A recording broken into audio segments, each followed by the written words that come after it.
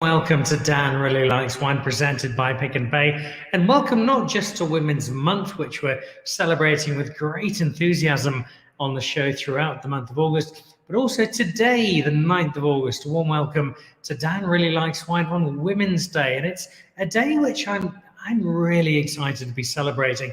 And I'm excited to be celebrating it not because we're trying to make an effort to celebrate women and find a couple here and there who we can kind of pop up in a pedals and say, oh, look, there's one or two women in the wine industry.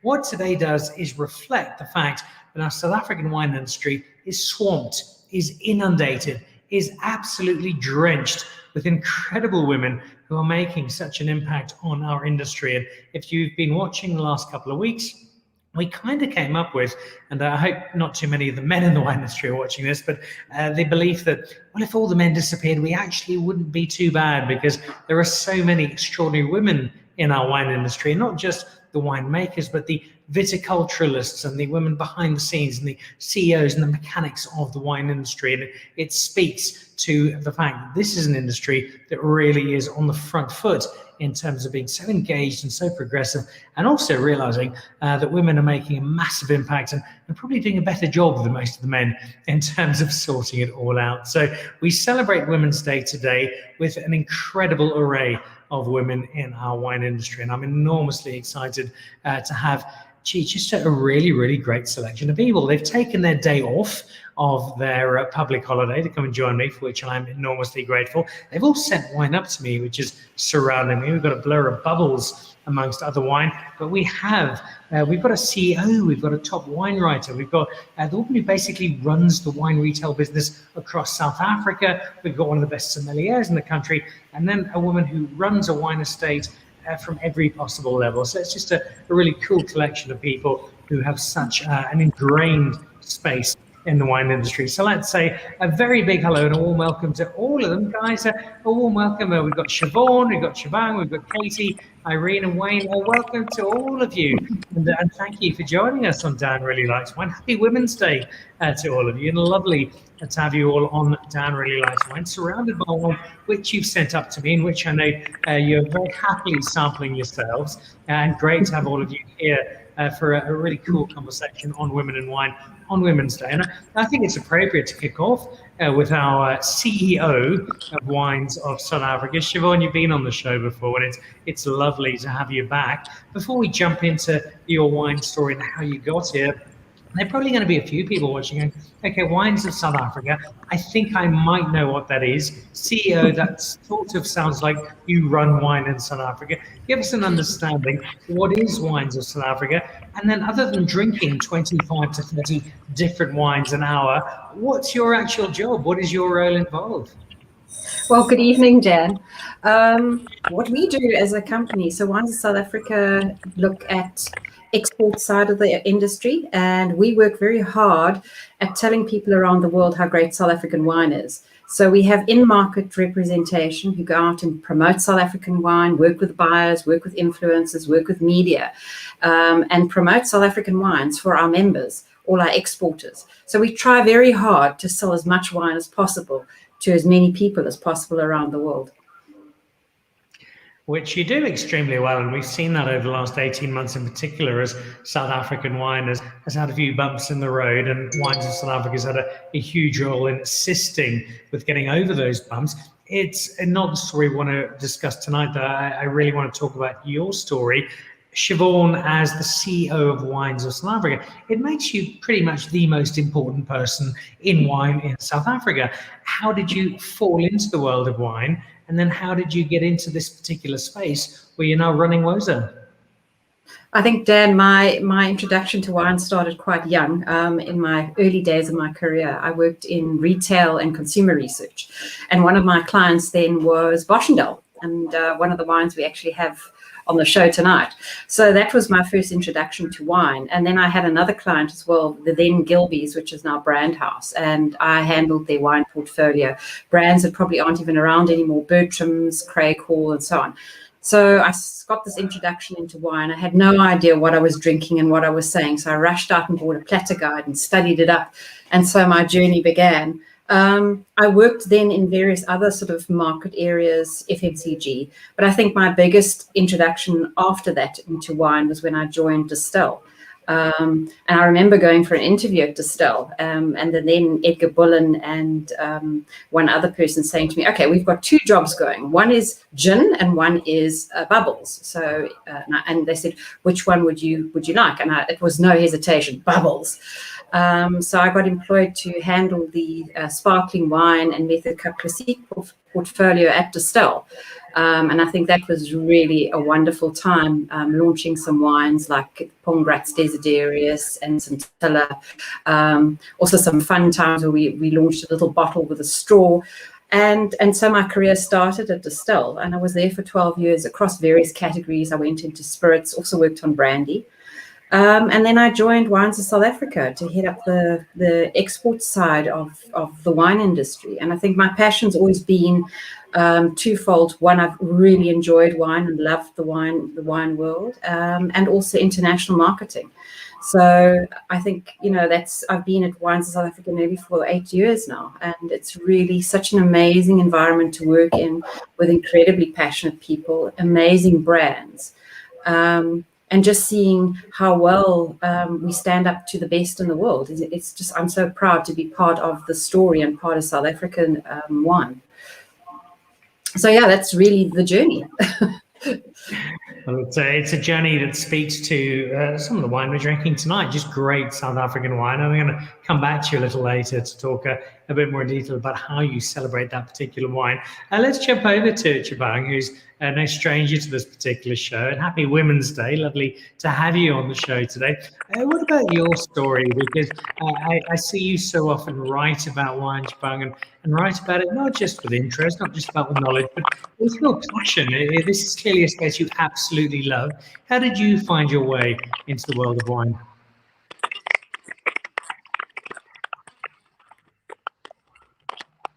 Dana, it's really awkward to talk about myself because, as you said, my job largely comprises of thinking about other people and writing their stories. So, about 10 years ago now, I was working as a freelance writer, largely working in fashion and lifestyle. And then when I moved to Cape Town to study, part of the horrible thing about being in South Africa is fees are so very high. So I was working as a freelance writer, sort of to supplement my income. And along. I think we're just battling a little bit at the moment with the connection there to Tshepang, so we'll try and pick that up in just a second. Tshepang's got a fascinating story. It's one I know fairly well, and one that we'll pick up in just a second. I'm really interested, though, to hear about the story of one of our other guests, and that's Katie Bailie, who I know fairly well from a Pick n Pay perspective because we work together pretty well, but I don't really know the story prior Pick n Pay. So, Katie, glass wine in hand, you now get to dictate wine across the country and tell people what's going to be on your stands and what wine's going to be where. But how did you find your way into the wine world? What was your introduction to this space? Hi, Dan. Hi, everyone. So thank you, first of all, for having me on tonight's show. It's incredible to be, with the group of women on tonight's show that is here. So my experience really started, I'm from Cape Town. I grew up in Cape Town. So I was exposed from a very young age to all the amazing wine routes, wine estates that we have on offer. So I had a family very supportive of the industry. And I think, through all that, I very quickly identified this is an industry I want to be involved in some capacity. So I was lucky enough to then go and study my winemaking degree. So I went to Stellenbosch University and studied viticulture and enology, so Bachelor of Science. Then once I completed that, I worked in a few different wine cellars, across the country, across South Africa, very much from cellar hand, right from the ground, learning how a pump works kind of thing. And then went over to New Zealand. So that was incredible as well. I was based in the Marlborough region.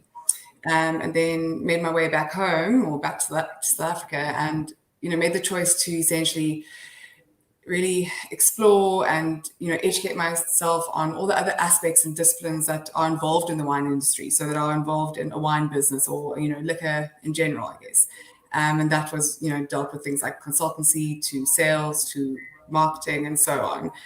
And then, the big change in my career really came around 2016, to date at least, so about 6 and a bit years ago, where I was, had the opportunity to join a retailer. So the retail chapter of my career now, Pick n Pay. And, I just draw so many kind of comparisons between the wine industry and Pick n Pay, both being such, big, well, in South African history. It's so steeped in the history of South Africa, the wine industry, as well as, Pick n Pay. So it was kind of a nice merger of the two worlds really for me. And I would say my journey is constantly evolving. It's not static, it's continually growing. I'm challenged every day and I learn something new every single day. So for me, it's a good place to be in right now.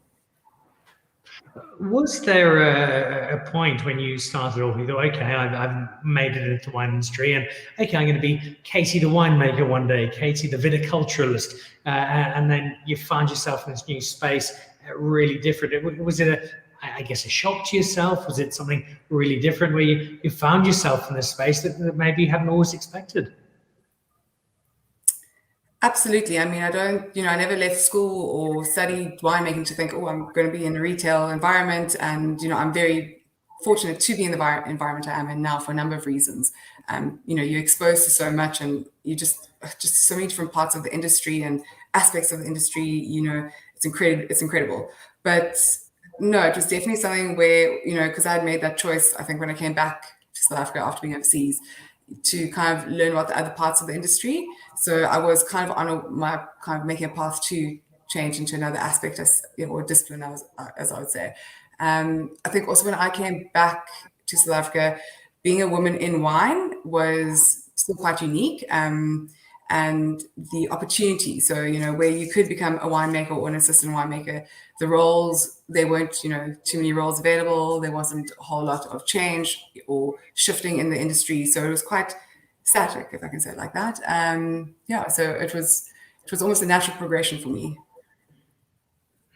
I'm fascinated to find out where you are now and how that works and how you choose the wine that ends up in Pick n Pay. But before we answer those questions, I think we've got Tshepang back. So let's see if we can jump back to our wine writer and see if we can bring in Tshepang. And just ask you spoke a bit, Tshepang, about having been in kind of a fashion lifestyle space, working your way through into the wine writing space. How difficult was it both from kind of making that change, understanding what you're doing, understanding this new space, but also kind of, I suppose, convincing the world around you that I'm Tshepang, I know what I'm talking about, and I deserve to be here?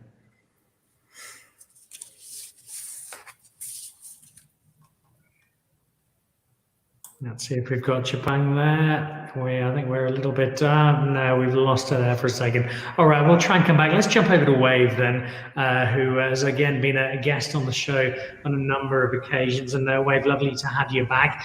We've told your story a few times, but I think it's worth recapping quickly. Simply because I'm not sure there's a wine territory in the world you haven't been part of, Wayve. You've worked at restaurants, worked with people all over the place, from London to the Maldives to the, oh dear, we close our eyes and cry, it's about to close properly, the test kitchen. Just give us a quick reminder, Wayve, of your wine journey to where you find yourself today at Ellerman House. Hi, Dan. Thanks so much for having me. Sorry, I just need to apologize for the light. I'm in a beautiful wine cellar, but the sun is setting, so it's very bright in here. But yeah, my journey started, I studied at hotel school, and I did an internship after my studies in London, where I was exposed to the entire world of wine. Back in South Africa, sorry, I'm just trying to, I think that's better. Back in South Africa when, all we had was access to South African wine, and this was like early 2000s. And I went over to the UK, and there was just wine from like every single country that produces wine in the world. So mainly France, Italy, Australia, New Zealand. And I think that's where my passion for wine started. And then after that, I came back to South Africa. I worked with Martha Janse, who is was, of course, the chef at the very famous restaurant, The Tasting Room, which was in the World Top 50 restaurants at the time. After that, I went to work at the Taste Kitchen. Sorry, I'm just trying to get the light correct. There, I guess that's a bit better. I went to go work with Luke at the Taste Kitchen, and I spent a good few years kind of like taking all the inspiration I could get from him.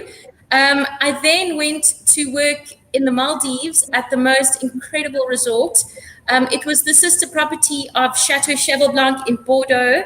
So again, then I was exposed to all these like incredible wines, first roads from Bordeaux, all the incredible Grand Cru Burgundies. And I returned back to South Africa, and I now am the resident head sommelier at Ellerman House. You can see the incredible wine rack in the background. So I think the wine rack is the feature in this frame. Yeah, and that's where I am at the moment.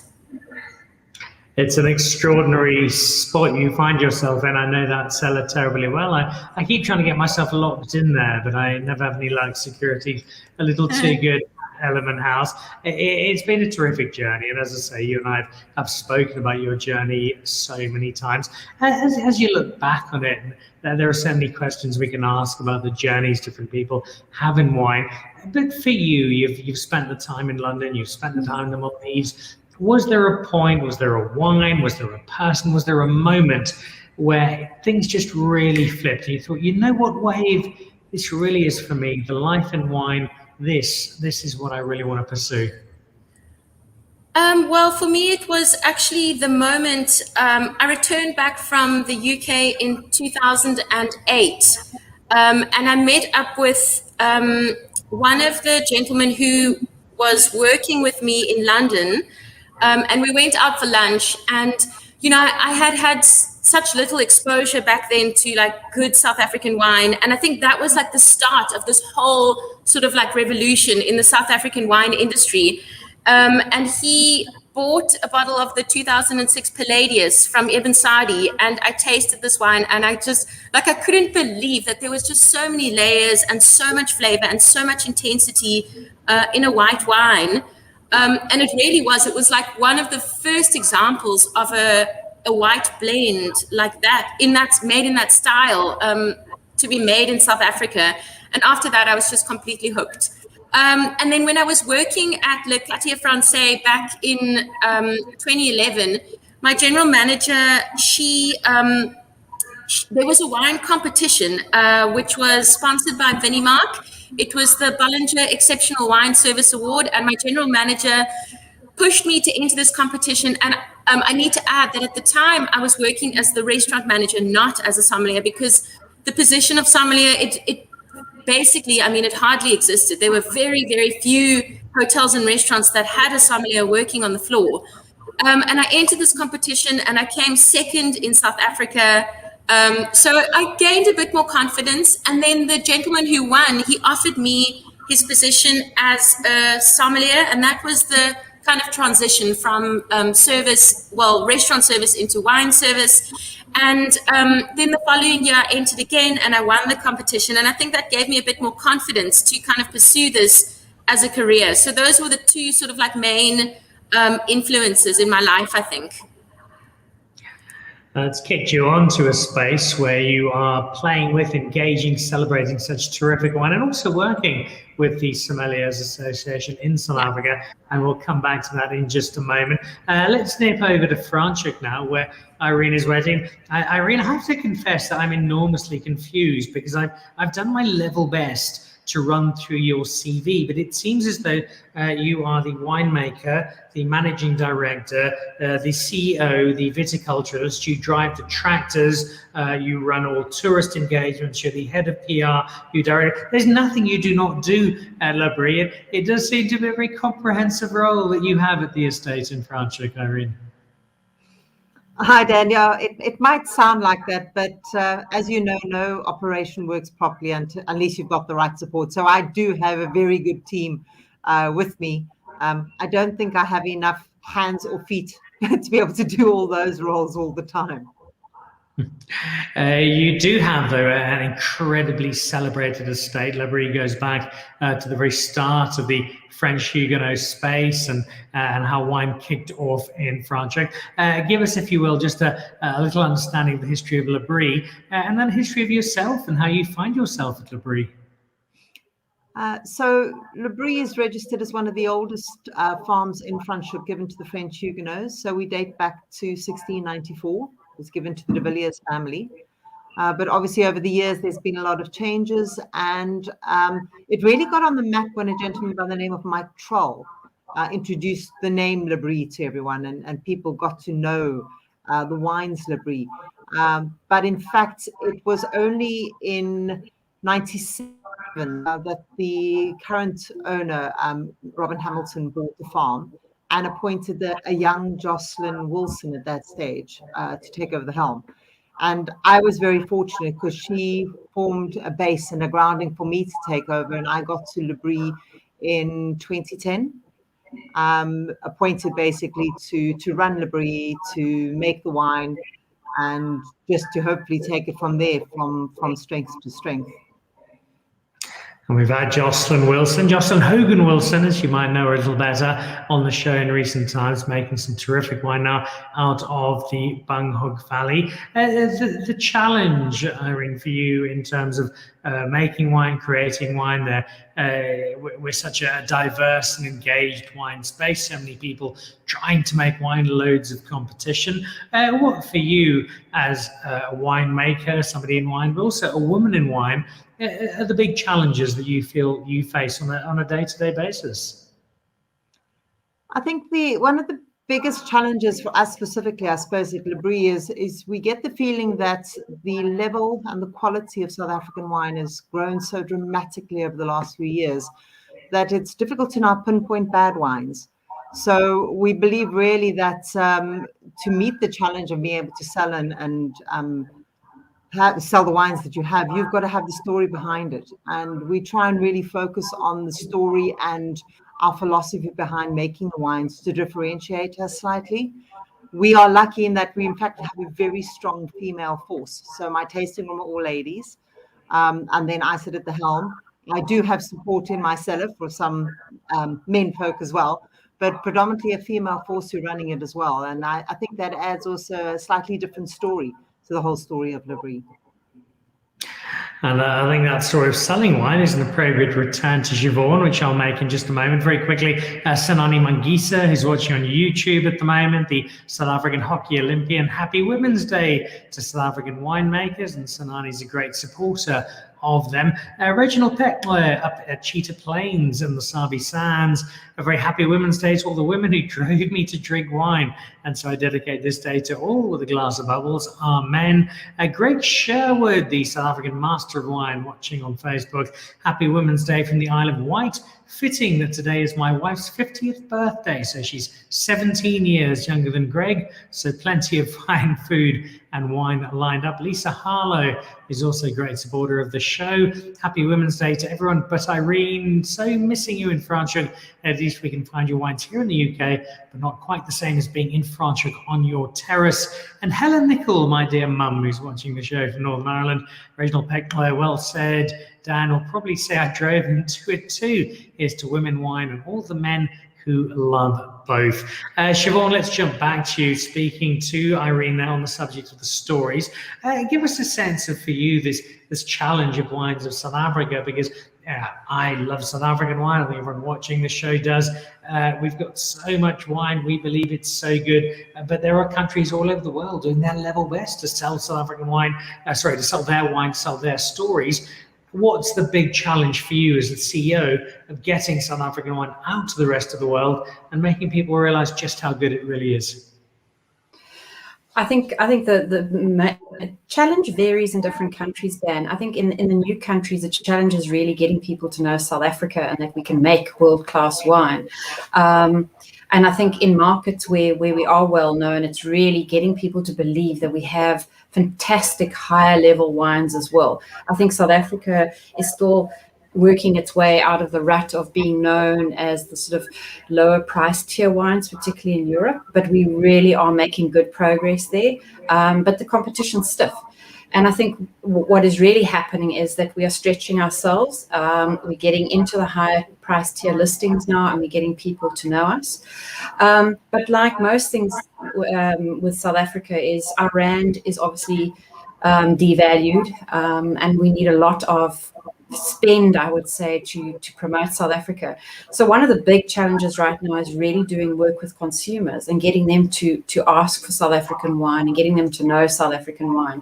I think we've done a very good job up until now with retailers and influencers. But the challenge lies now to build those brands with consumers so they ask for the brands. I think some short-term challenges that we faced with now is really our own infrastructure challenges in the country, such as our port, and being able to get supply of goods, glass bottles and capsules, to be able to make bottle enough wine to send it overseas. But, you know, I always try and keep positive. I say that for every challenge, there's a success. And I think that's one thing that South Africans are known for. We will fight the good fight, and we'll get our brands out there, and we'll continue building. I think after the COVID situation is done, we hopefully will have a better opportunity to get out there and make sure our wines are delivered on time and at the right quantities. But I'm positive. I think in the next 5 years, we're going to see South Africa really going in leaps and bounds. Which almost preempts the question I was going to ask you, but I'll ask it nonetheless. Do you feel, just between the two of us, Siobhan, speaking honestly, that the rest of the world is really starting to understand, to value, to appreciate South African wine and say, yeah, we're not buying it out of pity because they've been battling with imports or exports or their lockdowns. We're not buying it because we feel it's cheap and we can get lots of value for our dollars or our euros. We're buying it because it's really good wine. Is that where we are now? I think so, Dan. Honestly, I do. I think, you know, just reading, listening, speaking to people, they're getting the opportunity to really taste our good wines. We're getting our wines out there, and it's not a sympathy buy, I can promise you that. We're achieving the scores, we're getting the write-ups, and people are now, as soon as they taste South African wine, they go, wow, this is amazing, and they continue buying it. So I do think that we are being bought on our worth. As soon as we get our wines and people can try them, people buy them because they live up to the expectations. And that's why I'm so positive about our journey. I love hearing that. I really, really do. And I love the work that you and your team do, Siobhan. And I say that really honestly. I think you do a terrific, terrific job selling wine around the rest of the world. But what about selling wine in South Africa? Well, that brings us back to Katie Bailie, who's got a really tough job because, Katie, I know how much amazing wine there is in South Africa. I know that you taste every single wine that Pick n Pay sells at least once a week. You're very, very dedicated. How on earth do you decide what you're going to put on the shelves across South Africa, given that there is just so much really good wine in South Africa? No, absolutely, Dana. I think I definitely want to echo what everyone else or all the other ladies have said to this point of the quality in our country of wine has just, you know, it's exceptional. And as you say, I think it was Irene said, it's difficult to find a faulty wine at the moment. But I think firstly, it's definitely a team effort. So I work with an incredible team or group of people at Pick n Pay. So really passionate, dynamic team of buyers and HOD, so what we call our head of department, which, you know, really creates for an incredibly rich work environment, if I can say it like that. It's very supportive. We're constantly kind of challenging each other to kind of be better. And at the end of the day, it's a customer-centric business. We listen to what our customers want. We kind of always are continuously looking for what does the customer want? What are they looking for? What has changed? How do we offer them better value? So yeah, as much as it is, you know, we all have our team has got a few different levels of expertise in it, from a liquor point of view, from a wine point of view. And it's about saying, right, we can give our kind of expertise or kind of, you know, feedback, but then it's also really dependent on what does the customer want, what are they looking for? How do we then, you know, find the range to suit the customer's need essentially? So yeah, so I think my key responsibilities have moved away from buying as it were.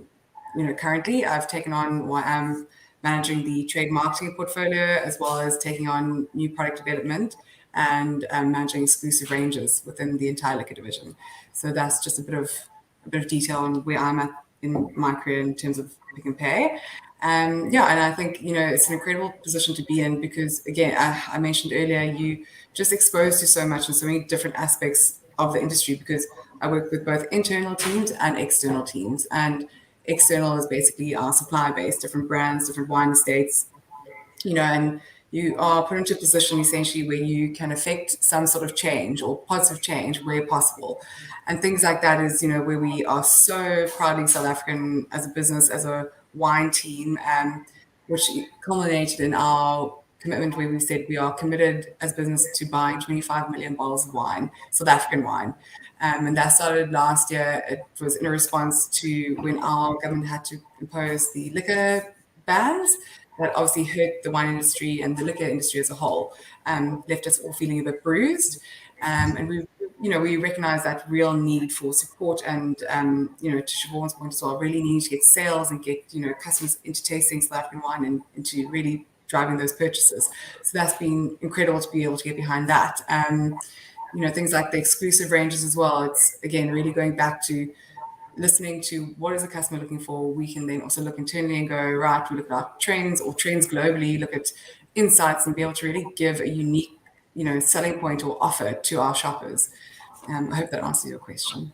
It does indeed, but it leads to another question. And that I buy a lot of wine at Pick n Pay. I love going in, and I love the fact that I can walk in, I can find a Hamilton Russell Pinot Noir, I can find a Labrie Shiraz at a not inexpensive wine, but I can also find some really good value wine at 40, 50, 60 rand a bottle. So there is a huge range. You obviously cater, and particularly with these 25 million bottles that you're buying in support of South African winemakers across the board. There's so much that you have in store, you have in play. What are you able to take at the moment away from your understanding of the South African retail market as to where we are as South African wine drinkers? What are we liking? What are we drinking? What is our sense of what's valuable, what's not, what we'd like to invest our money in? So I think that's an incredibly good question, and one that needs, I think, a lot more kind of time and research and dedication to answer fully and comprehensively. But in terms of what we're seeing is, especially post-pandemic, or not post-pandemic, we're still in the pandemic, but with the different levels of lockdown and being in a pandemic, the shopper behavior has changed so much. And we're actually doing a big job at the moment where we're trying to look at the customer and how they've changed, how they've evolved essentially, and what we can do to better suit their needs. In saying that, the customer is definitely price sensitive and definitely, looking for value. They're looking for more bang for their buck. We've seen that. We've seen things like your convenience wines doing incredibly well. Well, there's a huge selection, and it almost makes it a little difficult. Sometimes I wish Katie and her team would give us a little less to choose from and make life slightly easier when we get there. But a great selection of South African wine that's written about by many of our great South African wine writers. I think we've got Tshepang back, fingers crossed. Let's jump back to Tshepang, just chatting to Katie there about the understanding of South African wine in terms of what you're writing about, what you're seeing now as a South African wine writer, a wine influencer. What's making an impact for you in your understanding of the South African wine world?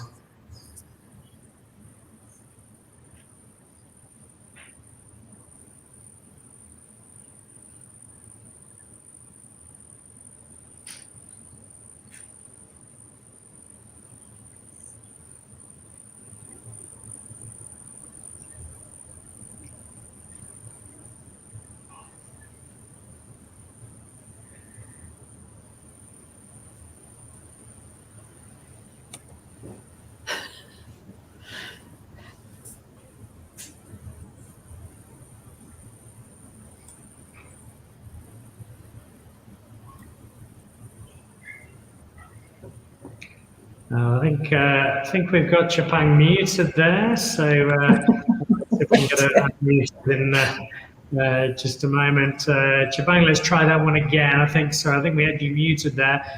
Just give us a sense, if you can, after hearing Katie and her thoughts on the wine industry, where you feel our local wine world is, and what people are liking, what they're enjoying, what's making an impact in the wine world for you.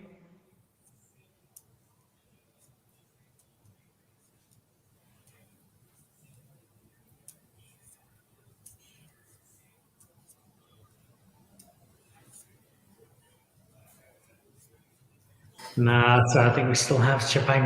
Let's see if we can get back to it in a second. Wayve, we speak about the wine in South Africa. We have Katie talking about what makes an impact for her from a retail perspective. What about for you? Ellerman House is probably the hotbed of international tourism coming into South Africa. You guys have got one of the finest cellars on the planet.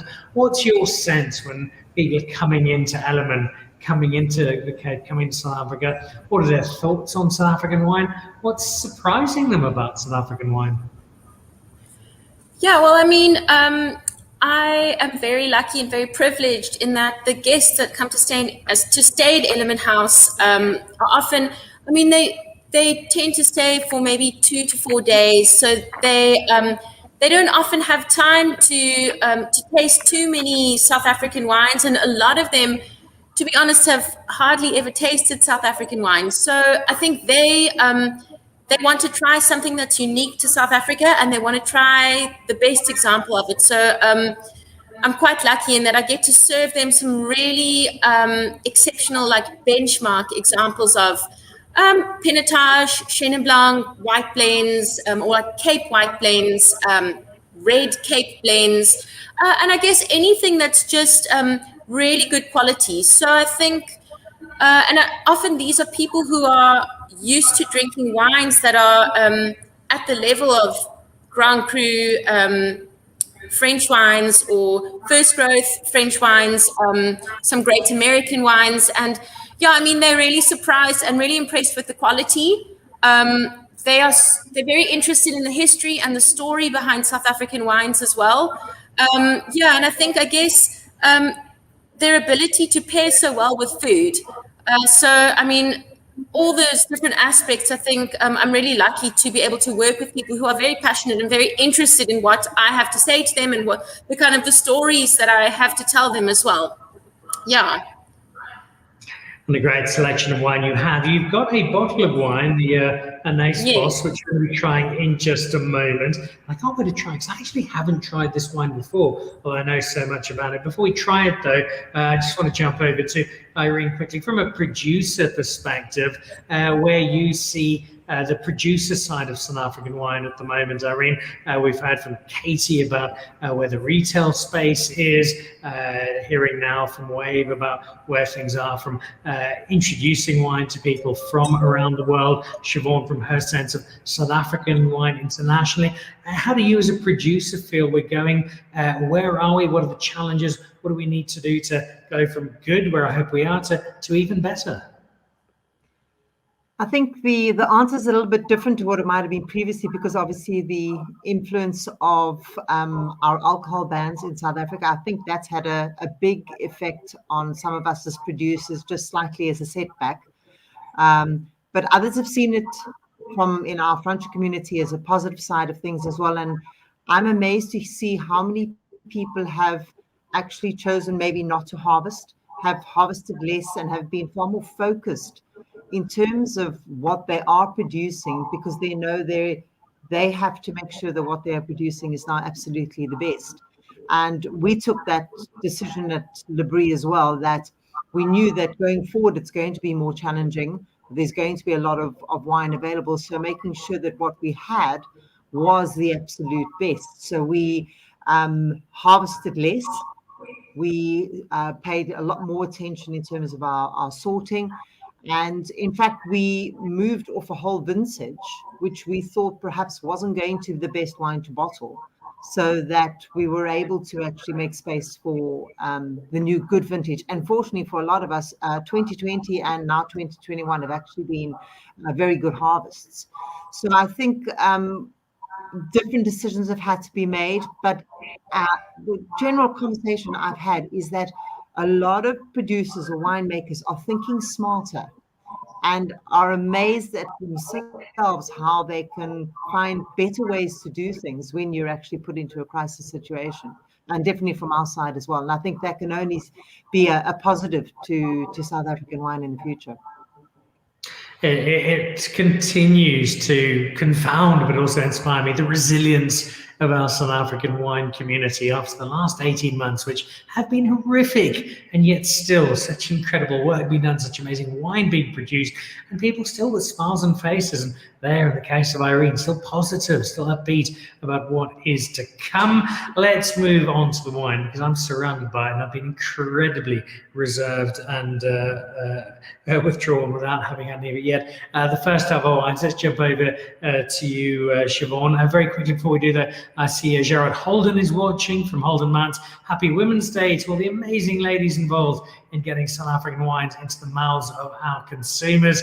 Thank you, Gerard. Elizabeth Bardan, happy Women's Day, everyone, says Elizabeth, who's a regular guest on the show and watches. Thank you very much. And Gerard Holden, hi, Irene. Hope you're having a wonderful day. Go Team Franchuk. There we go. Not quite neighbours, but close to it. Siobhan, let's nip over to you. I gave you the chance of picking any wine you wanted, and obviously it's a tough job when you're the CEO of Wayve, so you've got every single wine you want at your fingertips. You've chosen this Cap Classique, you've chosen this Genevieve Brut Rosé. Explain to me why you've chosen this and what this particular wine for you as the CEO of Wayve says to the broader South African wine story, Siobhan. Thanks, Dan. I think I'd like to just start off first to say why I chose this wine. So I had just joined Wines of South Africa in 2013, and our then communication manager, Andre, pulled out a bottle, and I think we'd just done a tasting, and I saw it and I said to him, wow, what's that? Let me have a look at it. And I was just so drawn to the bottle because it was of this beautiful classic label, and I never knew about it. So he told me the story about it, the winemaker Melissa, and I was just so intrigued by it, and I think it's such a classic bubble. As I mentioned earlier on, I am a Cap Classique girl. I started my serious wine career marketing Cap Classique, so I just thought it started my wine journey at Wines of South Africa. It'd be lovely to show it. And then I contacted Melissa and I said, wow, I see you brought out another line, and she's just launched her rosé. So I just thought in terms of celebrating women, it would be a wonderful celebration to have a Cap Classique, and to celebrate a person such as Melissa as well, who's strong, independent. I mean, from a pilot to making wine. And I just think that this is a wonderful product. So cheers. This was my choice. And I think that, as mentioned, Cap Classique is really growing in South Africa and abroad. And I think that every moment should be celebrated. And I think that's one of the choices I've decided to make today and celebrate today. And my friends know I celebrate every day when I open a bottle of wine. So that was my choice. Well, I love the fact you've chosen this. I love Melissa's story. As you say, she was a pilot. She's now making Cap Classique. It's an incredible transition. I'm interested to know from you the perspective of the CEO of Wayve, a terribly important person in the wine industry here in South Africa. 50 years this year into Cap Classique. That in itself is a great story. But for me, the story is far beyond just a scratch on the calendar with 50 years on. It's the fact that we've taken Cap Classique into a space where we're giving the rest of the world a serious run for its money. In terms of your perspective on how we're seeing Cap Classique around the world, is it having that impact? Is it raising eyebrows? Is it getting people to say, hey, gee, South Africa, they make some proper bubbles? I think we are definitely making some inroads overseas, Dan. I think what has really been great is the Cap Classique Association has really taken the bull by the horns, and they are collectively launched a campaign. They're marketing overseas, and we are seeing the impact starting to happen. I think what was sad over COVID is globally we saw the drinking of champagne, Cap Classique and sparkling wine drop, but I think that was just because of COVID, and we're seeing that pick up now. We're making great inroads in the UK, the US, seeing it starting to move into Africa and into Asia as well. So definitely, and I think we're going to see a lot more.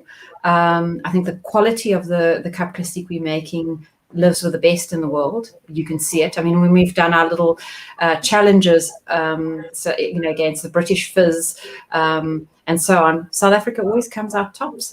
So I think we are heading there and we're being recognized, and I think we're going to sell a lot more. I think the challenge is obviously being able to make enough to sustain that growth, because to make a good Cap Classique, it's got to be on the lease for a certain amount of time.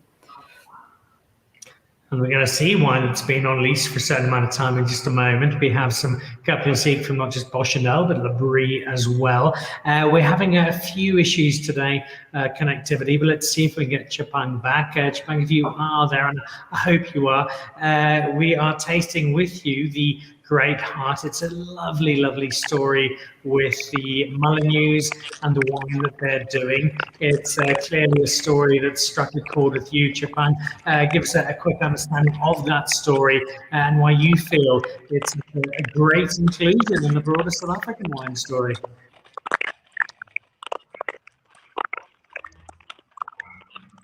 So I'm going to keep it real brief because I don't know what's going on with this internet. But the Great Heart, as you can see from the label, it's got a bunch of swallows on it. And I just thought, you know, it encompasses so much of what many of us have been through in the past year and needing to come back to ourselves and needing to come home. It's made by Gaynor Fredericks, who was Andrea's protege during the Cape Winemakers Guild protege program. So they've extended that mentorship. And so for me, it's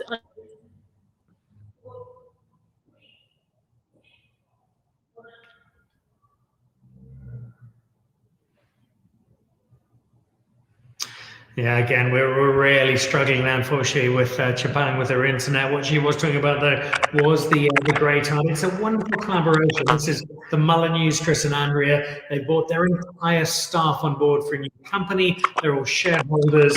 And this is 120 rand of Pick and Pay. If you're watching this now, get down to Pick and Pay. Well, you can't now because it's a little bit late.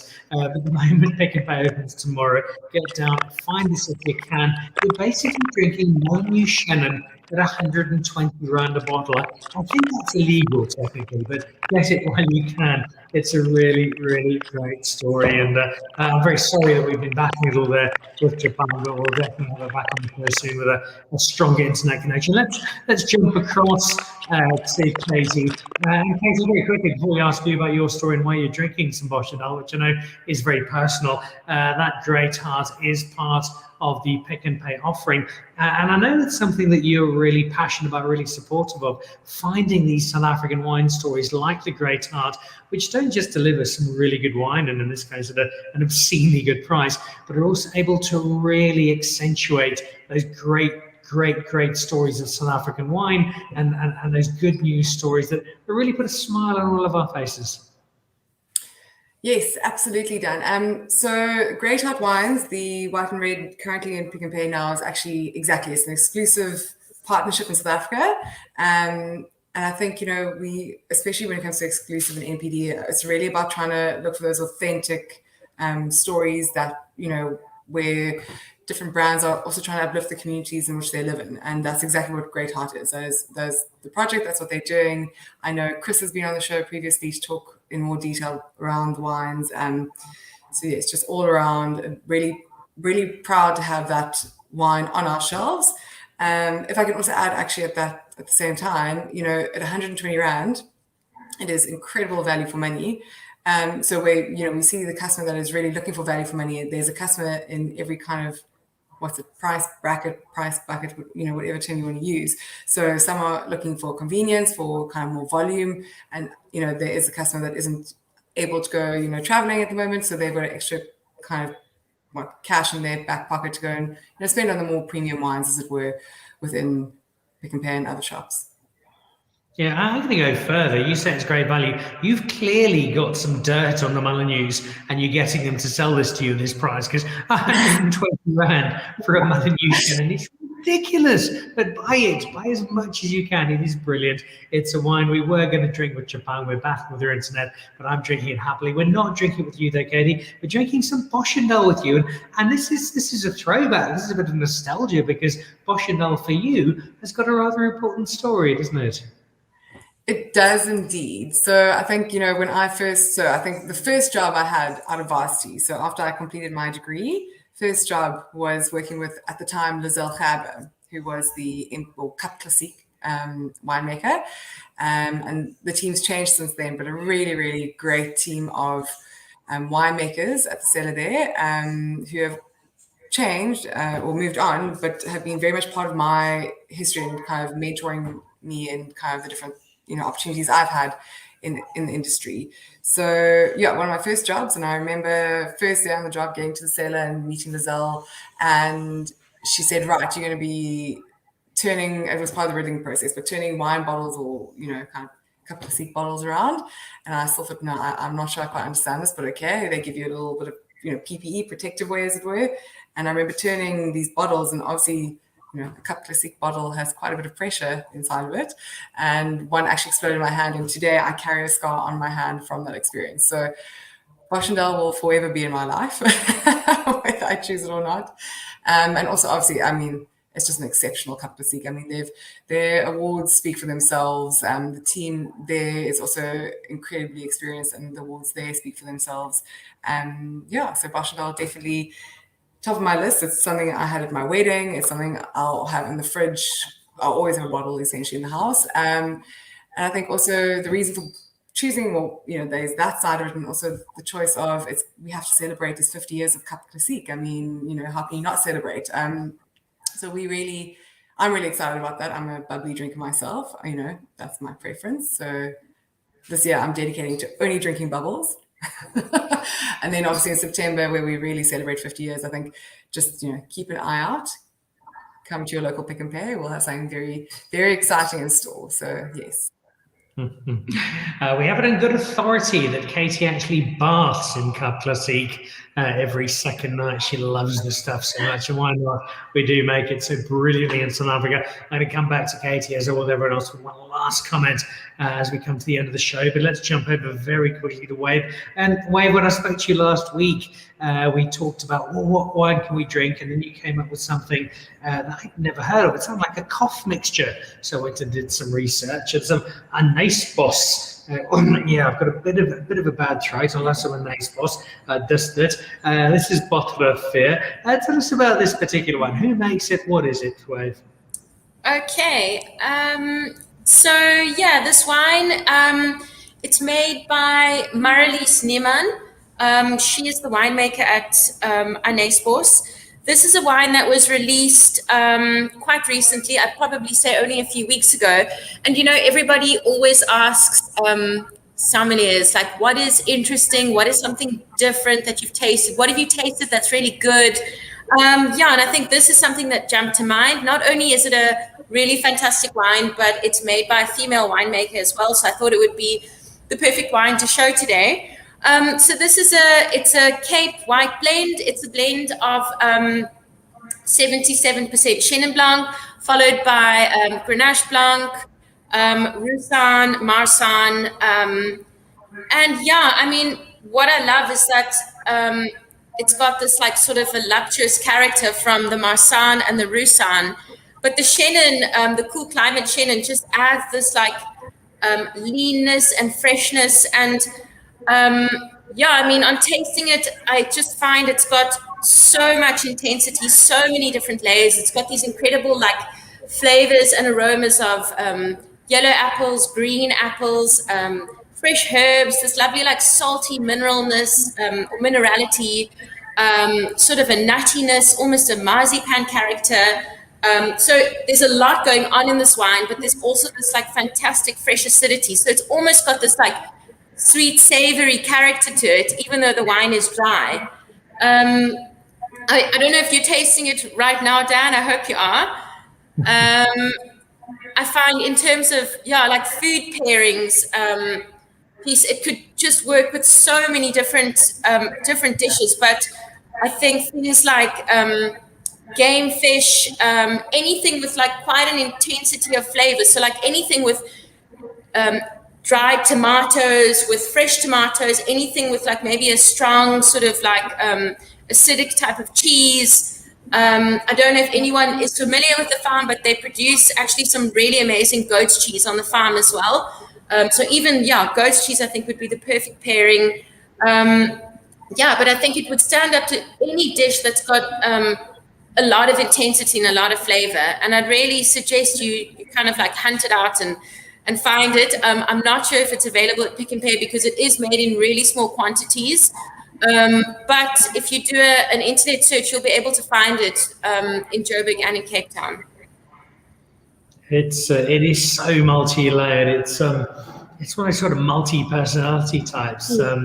And I think you're gonna have so much different type of one. I love that, but a great South African white blend. You can play around with all the different elements that they have. And I love that you've selected this, because not only is it a woman winemaker, but it's a woman winemaker making something that's so layered and so different. It's got so much to it. And also, this has opened up already since I've tried it. I think it's going to open up even more over the next few hours. And I've got the rest of the bottle to indulge in. Great choice. Thank you, Wayve, as is always the case when I get to your particular cellar. Let's nip back to Franschhoek then, to Irene. We go back to the bubbles, and I'm very happy we do, Irene, because it's 50 years of Cap Classique in South Africa. Do two things for me, if you will.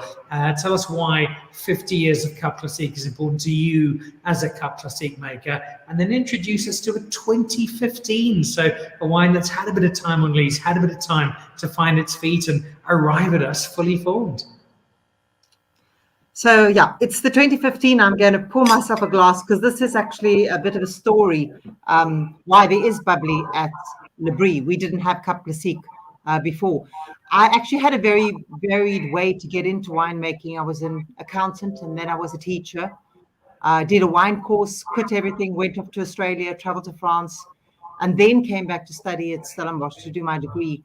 And I was incredibly fortunate that I finished my last exam on Friday and started in Graham Beck in Robertson, one of the homes of Cap Classique in South Africa, as my very first job, and absolutely fell in love with Cap Classique, and spent an amazing 9 years there learning the ins and outs of making Cap Classique. So I've really been involved with it from the early days, and arriving at Labrie, went to the owner and said, this is what we've got to do.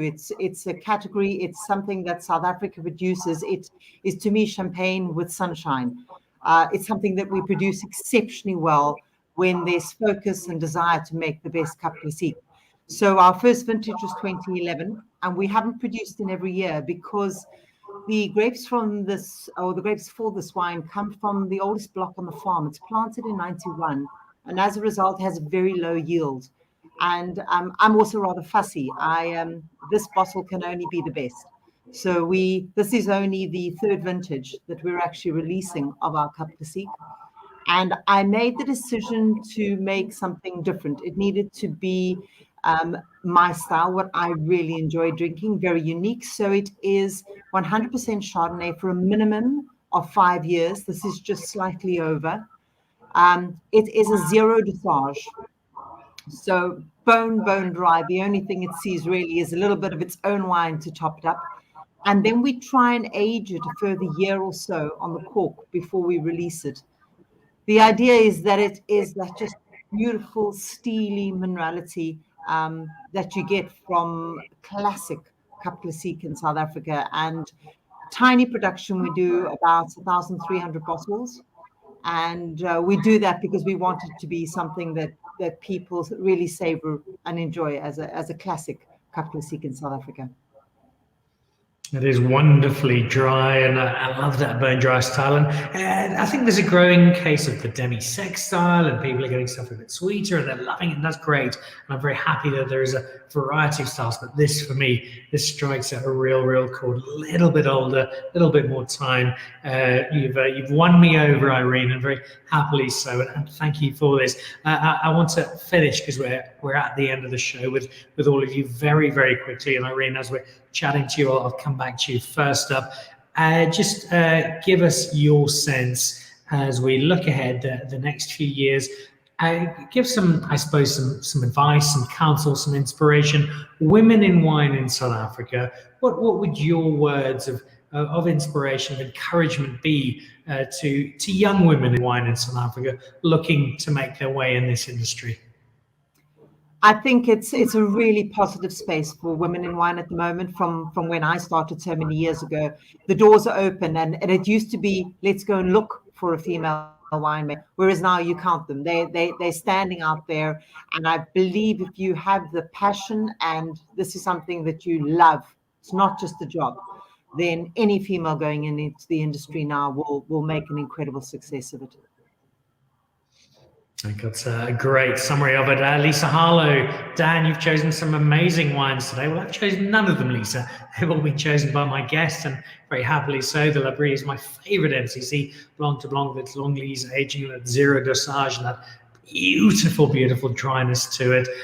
So a big thank you there to Irene. Let's jump over to Wayve, maybe changing the question ever so slightly, but young women, perhaps Wayve, who are looking at a career in the wine industry to follow in your footsteps. You've had an amazing journey. You've been all over the world. It's a combination of I think your sense of adventure, but also very much your natural ability and understanding of the wine world. What would your words of encouragement and upliftment be to a young woman in South Africa who's thinking, maybe I'd like to try something similar? Well, I mean, there are a lot of avenues, I think, for young, aspiring female sommeliers and females looking to get into the wine industry. I mean, I work with the South African Sommeliers Association, but there are a lot of other non-profit organizations and organizations who are so keen in bringing new sort of like young and fresh blood into this industry. So I mean, do some research, put in some effort, and there are people out there who are super keen to get everybody involved in the industry, especially the South African Sommeliers Association. And a great association there, and I know you do such a terrific job with them, Wayve, and an association we're going to be seeing more of on Dan Really Likes Wine over the coming months. Before we wrap up with our CEO, let's jump over to Katie. We've spent a lot of time together drinking wine, celebrating wine, talking about wine, Katie. You're in a very corporate space, and I think there's a perception, fairly or otherwise, that the corporate world, not just wine, but across the board, it's geared towards men, it's kind of male-oriented. What have your experiences been, Katie, in terms of finding your way into this space? And again, what would you say to young women who are thinking, I'd like a career in wine? Is it one that I can make happen? So I think, in the corporate space, yes, male dominated, but, times are changing, as with, the wine industry. And I think, industries in general are just, looking more to making decisions based on merit. So if male, female, I think there's a definite opportunity for both. And for young females wanting to get involved, I think it's really a matter of, for me, at least in my experience, I've been, the team I work with is really supportive and has always been so. I think it's really about just reaching out, being confident in having questions. No question is a stupid question or a silly question.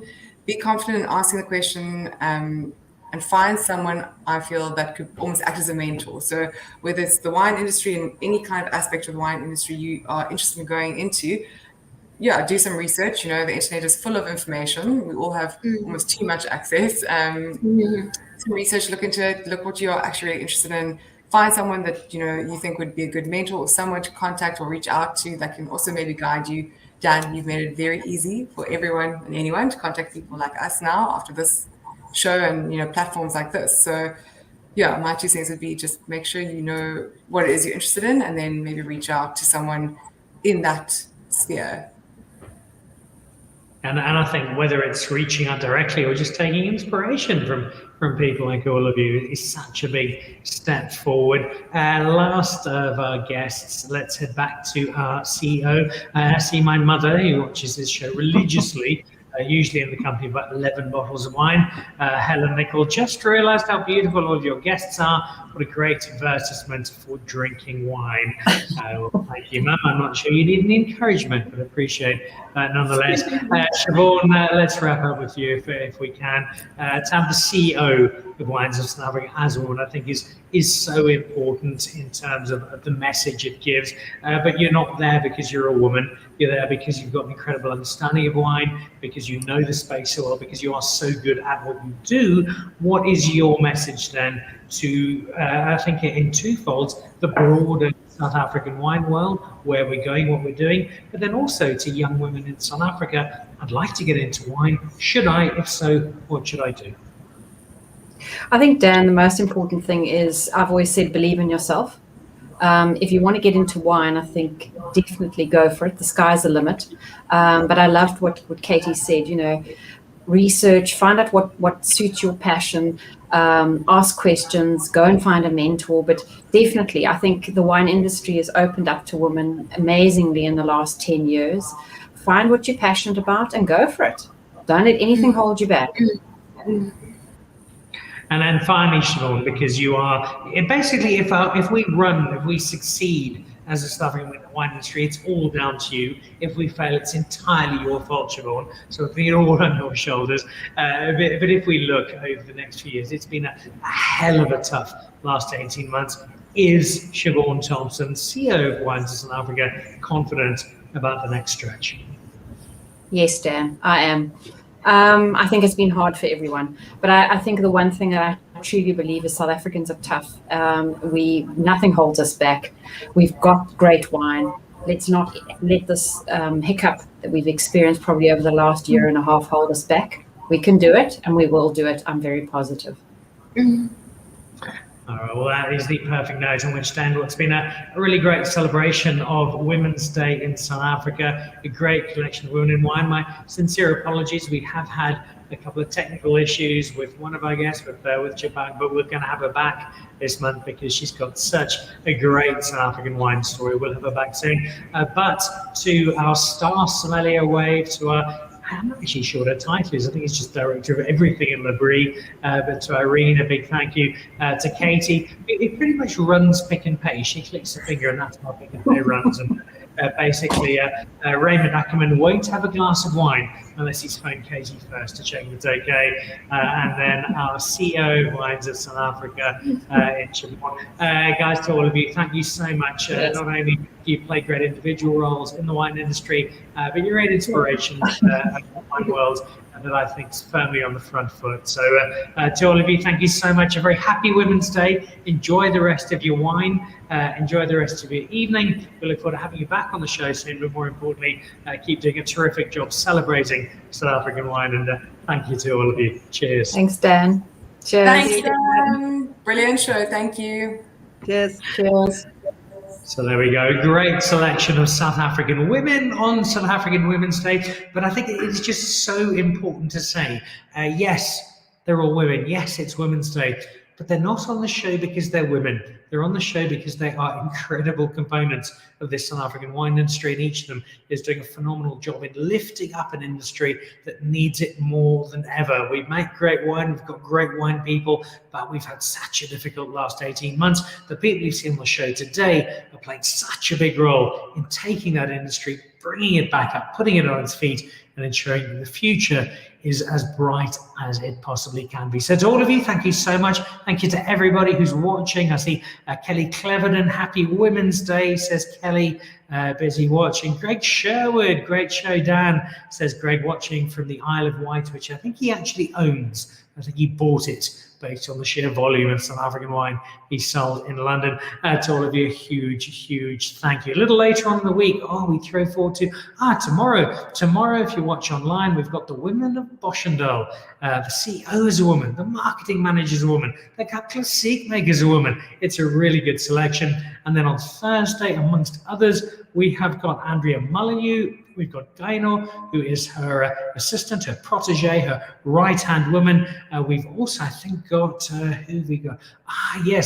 We've got Samantha O'Keefe from the great Lismore. Another wonderful story. So great selection of women coming the whole month of August. It's only when Dan really likes wine. That wraps me up. That wraps us up for this evening. Thank you so much to our guests tonight. A big thank you to all of them for joining us. Thank you to all of you for watching right around the world. And we'll see you online tomorrow for that special show with Boschendal and back live again on Thursday. Enjoy the rest of your Women's Day. I'm surrounded by great wine. I've been surrounded by great women in wine. It's a very happy Dan. Cheers and goodbye. To join the Pick and Pay Wine Club, simply SMS your smart shopper number to 36775. It's absolutely free, and you'll get for yourself 3 times the smart shopper points on every bottle of wine bought. You'll also get a 20% discount on 10 different wines each month, a 25% discount on a case of wine, and a Magnum, some terrific competitions and invitations to awesome events.